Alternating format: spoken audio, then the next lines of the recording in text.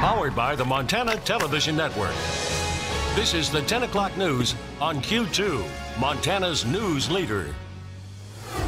Good evening. Thanks for joining us tonight. I'm David Jay. Jay and Janelle have the night off. Montana state lawmakers are gearing up for next week's special session where they will hammer out details of the state budget. Each side is bringing its own solutions to solve the state's $227 million budget deficit. But the struggle is to keep on finding a compromise that is ongoing. Democrat Governor Steve Bullock is proposing a three-pronged approach. His plan includes about $77 million in budget cuts, which he can order, $75 million in temporary tax increases, as well as nearly $77 million in budget transfers and adjustments.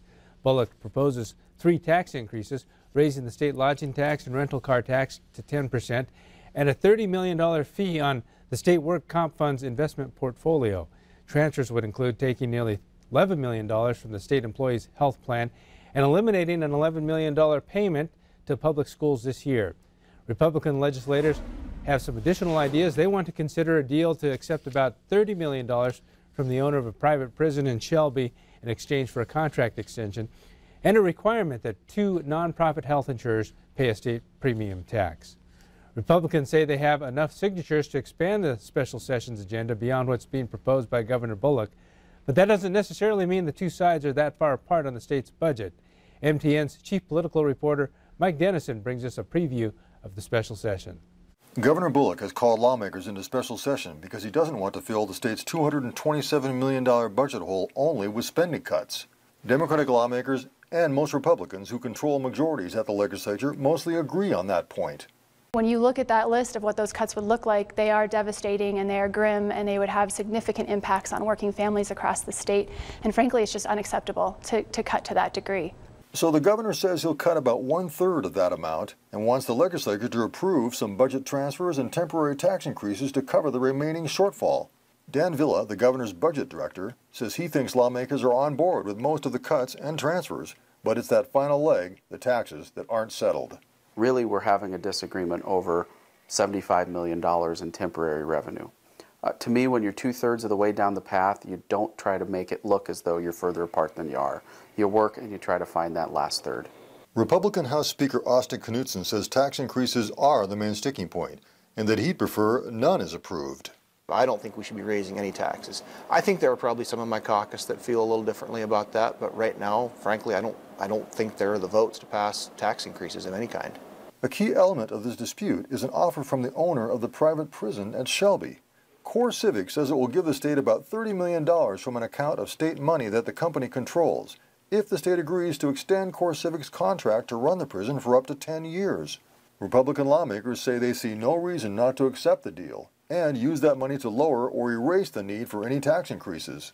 I can't see any reason on earth why a Republican would vote to raise $75 million in taxes when we're leaving $30 million on the table with Core Civic and the private prison. Bullock and fellow Democrats very much oppose this move, saying the contract with Core Civic deserves more scrutiny and thought. They want to give us our money back. This is the state's money, $30 million, in exchange for a $150 million long-term commitment to them. This is an important contract for the state. It's one that we need to take the time to look at carefully and not try to ram through in a 2 or 3 day special session without full transparency by the public. Could a private prison contract really be the make or break item in a special session to balance the budget? It's possible, but if lawmakers want to avoid major spending cuts to many programs, they'll have to find a solution that the majority and the governor can agree on. At the Capitol, Mike Dennison, MTN News. The special session convenes Tuesday and committee hearings begin Monday at the Capitol. Veterans Day is tomorrow. Today, 6th graders at Huntley Project put on a show in honor of those who served our country. The tradition dates back more than 40 years. Each 6th grade student carries an American flag in the parade through town. Service members and local emergency responders joined the kids. Students from kindergarten on up came out to enjoy the parade, as well as parents and others in the community. Those in attendance, they say, as a true representation of America. After the parade, the students held a musical performance at the Huntley Project School to honor veterans. An important note for those planning to attend Veterans Day ceremonies in Billings on Saturday: The location will be at First Presbyterian Church. That ceremony will begin at 9:30 in the morning and finish at 11:11 with the ringing of the bell.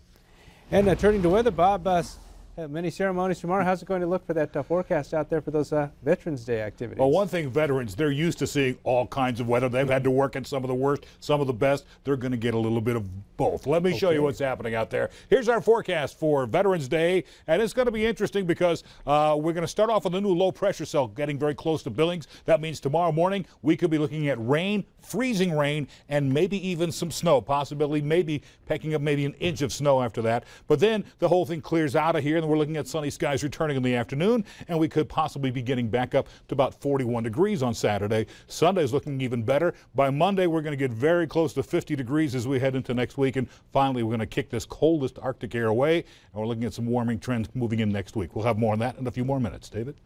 Okay, thank you, Bob. Despite growing calls for him to exit the race, Alabama Senate candidate Roy Moore says he isn't going anywhere. Today, Moore denied allegations of improper conduct with teenage girls back in the 1970s, calling it a lie supported by innuendo. CBS's Mola Lengi has the latest from Washington.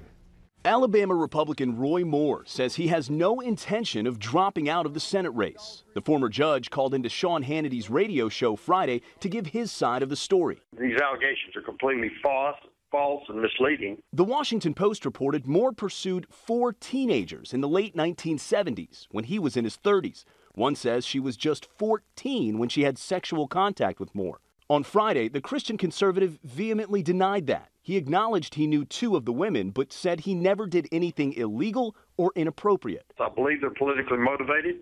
I believe they're brought only to stop a very successful campaign, and that's what they're doing. Several Republican leaders have said Moore should step aside if the allegations are true. Former GOP presidential candidate Mitt Romney went further, writing on Twitter, "Innocent until proven guilty is for criminal convictions, not elections." Somebody's out to get him. Opinions are divided in Gadsden, Alabama, where Moore allegedly met the girls.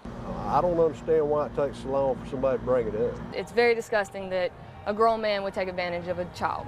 I think it's all trumped up. I just don't believe it. I think it's all made up. Republican Senators Mike Lee and Steve Daines, who had endorsed Moore, both tweeted they were withdrawing their endorsements.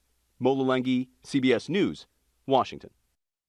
Alabama's special election for the Senate seat will take place on December 12th. And comedian Louis C.K. responded to sexual assault allegations of 5 women against him, and he admits he did sexually expose himself to at least 5 women. He says he wielded his position of power irresponsibly. Although he's remorseful, the 50-year-old is facing backlash. Just a day after canceling the premiere of his new film, its entire release has been scrapped. Louis C.K. is among the latest celebrity names to become embroiled in sexual misconduct allegations, and now the Los Angeles County District Attorney has created a special task force to investigate allegations of sexual abuse in Hollywood. Jamie Yukas is in Los Angeles with a look at how criminal probes are intensifying. The Los Angeles District Attorney Jackie Lacey says her task force is working in coordination with the LAPD and Beverly Hills Police Departments. The task force includes specially trained deputy district attorneys and veteran sex crimes prosecutors to work together to ensure a uniformed approach to the legal review. Nearly 70 women have come forward with allegations against Harvey Weinstein, who is also being investigated by New York City prosecutors. The LA Times says more than 200 women have accused director James Toback of sexual misconduct. And actor Ed Westwick is the subject of 2 rape allegations from 2014. All 3 men have denied wrongdoing. Sex crimes cases can be difficult to prove. DA Lacey directs the largest office of its kind in the nation. She said yesterday she has not received any cases from law enforcement agencies for possible criminal filings. Jamie Yukas, CBS News, Los Angeles.